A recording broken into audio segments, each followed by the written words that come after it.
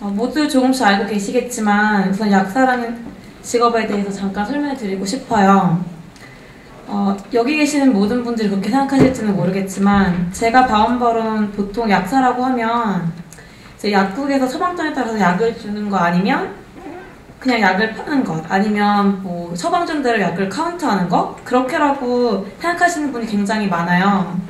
그리고 저도 부끄러운 일이지만 저도 약대를 가기 전까지는 확실하게 약사가 하는 일에 대해서 잘 모르고 있었어요. 의사, 간호사와 마찬가지로 약사는 의료 시스템의 일원 중에 한 명인데요.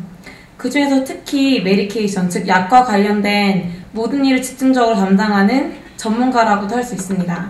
메디케이션 엑스퍼트로서 환자가 원하는 약을 조제하고 환자에게 약에 대한 정보를 주고 또한 약이 환자에게 잘 맞는지 아니면 환자가 쓰는 다른 약들과 부작용은 없는지 확인하고 또 마지막으로 약국을 떠나서 또 환자가 약을 제대로 사용하고 있는지 아니면 약이 제대로 효과를 발휘하고 있는지 모니터를 하는 게 약사의 주된 업무라고 볼 수 있는데요.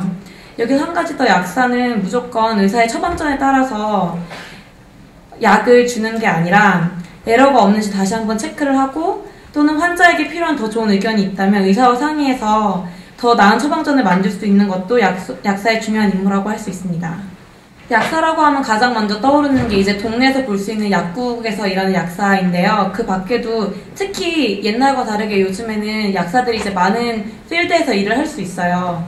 이제 가장 대표적인 것이 병원 약사인데요. 병원에는 이제 따로 파마시 디파트먼트라는 곳이 따로 있어요.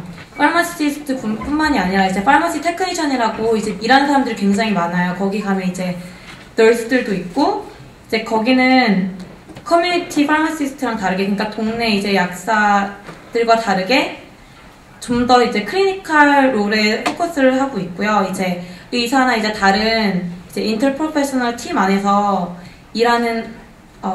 일을 하고 있어요. 그리고 이제 다른 필드는 인더스트리인데요. 이제 인더스트리는 약에 관련된 회사에서 일하는 걸 보통 말하지만 이제 굳이 약에 관련된 회사가 아니더라도 예를 들어서 커스메틱 이제 화장품 관련된 그러니까 사람의 이제 케미칼이 들어간 모든 것들은 이제 약사가 인볼브 될 수 있다고 보시면 돼요.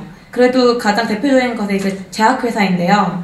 근데 제약회사에서도 이제 굉장히 들어갈 수 있는 분야가 많아요. 굳이 리서치가 아니더라도 뭐 마케팅이나 세일즈 이제 그런 곳에서도 일을 하실 수 있어요.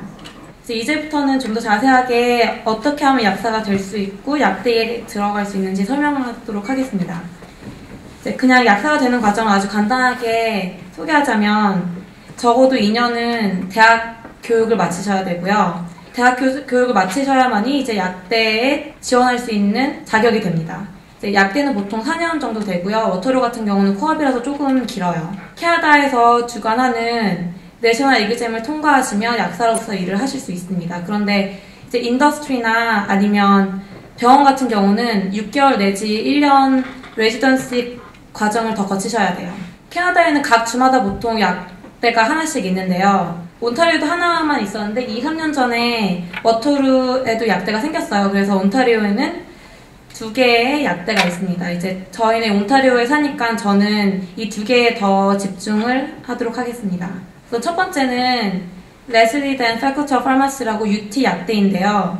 이 약대를 졸업하면 Bachelor of Science 디그리를 주는데요. 그리고 이번에 그러니까 아직은 진행되고 있는 과정이긴 하지만 이제 제가 다니는 학년부터는 Doctor of Pharmacy 디그리를 준다고 합니다. 해마다 1000명 정도가 어플라이를 하고요. 그 중에 반 정도가 인터뷰 제의를 받습니다. 그리고 그 중에 한 반 정도, 반이 약간 안 되는 수가 입학을 하게 됩니다. UT 어드미션 프로세스에 대해서 말씀을 드릴 건데요. 이제 모든 거는 온라인으로 진행이 되고 있어요. 그리고 이제 모두 아시는 것과 같이 성적이 가장 중요하고요. 이제 피켓이라고 약대에 들어가기 위해서 꼭 필요한 시험이 있어요. 이거는 이제 나라에서 하는 거기 때문에 이건 적어도 UT에 들어가시려면 꼭 봐야 돼요. 마지막으로는 인터뷰가 있는데 이제 보통 인터뷰와 다른 형식이어서 좀 새롭긴 하지만 그래도 해보시면 많은 좋은 경험이 될 것 같아요. 이것을 모두 끝마치시면 이제 입학을 하실 수 있는 겁니다. 이제 좀 자세히 설명을 드리자면 성적은 적어도 70%를 받으셔야 되고요. 이제 대학 평균으로 그리고 꼭 들으셔야 되는 과목이 있는데 그거는 이제 너무 많기 때문에 이제 여기 적혀있는 홈페이지 가서 확인하실 수 있습니다. 그 피켓은 Pharmacy College Admission Test라고 아까 말씀드린 것과 같이 이제 나라에서 주관하는 약대에 들어가기 위해 꼭 필요한 테스트인데요. 예전에는 1년에 2번밖에 없었는데 이번에는 한 4번 정도 칠 수 있는 걸로 알고 있어요. 이제 피켓 신청하는 것도 온라인이고요. 이제 여기 제가 적어놓은 홈페이지에서 더 정보를 많이 얻으실 수 있을 것 같아요. UT 어드미션 프로세스 마지막으로 인터뷰에 대해서 설명드릴 건데요. 이제 우선 제가 생각하기로 인터뷰가 성적도 가장 중요하지만 UT 약대 들어가기 위해서는 인터뷰가 많이 중요해요. 거의 반을 차지한다고 보시면 돼요.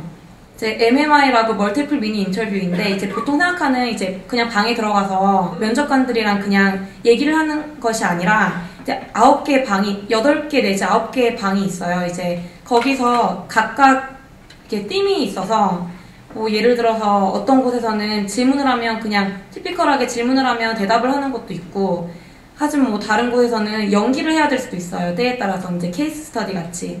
그리고 다른 곳은 그냥 어떤 이렇게 문장 하나 주어주면 그거에 대해서 어떻게 생각하는지 말해야 되는 게 있고 다른 거는 뭐 그냥 그러니까 다른 이제 인터뷰를 보는 사람들과 파트너를 이뤄서 그림을 그린다든지 아니면 무엇을 만든다든지 그런 세션이 있어요. 근데 이게 보시면 그냥 재밌다 아니면 그런 걸 왜 하나 이렇게 생각하시는 분들이 있을지 모르겠지만 인터뷰를 하는 가장 주된 목적은 이제 성적에선 볼 수 없는 그런 협동심 아니면 얼만큼 이 사람이 말을 잘하는지 얼만큼 이 사람이 문제를 다 해결할 수 있는지 그런 거를 보는 게 인터뷰의 주된 목적이라고 할 수 있습니다. 두 번째로는 워터루 약대에 대해서 설명을 할 건데요.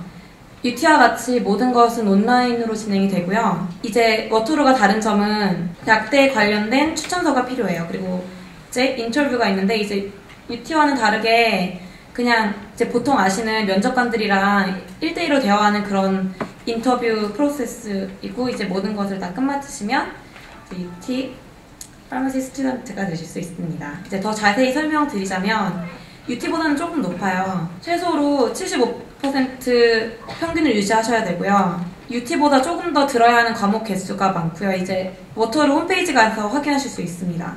그 레퍼런스는 굳이 파마시에서 일을 안 하셔도 돼요. 근데 이제 파마시에서 레퍼런스를 받으시면 이제 좀 더 큰 어드밴티지가 될 수 있어요. 널스나 파마시스트 아니면 피지션스 그러니까 의사한테도 받을 수 있는데요.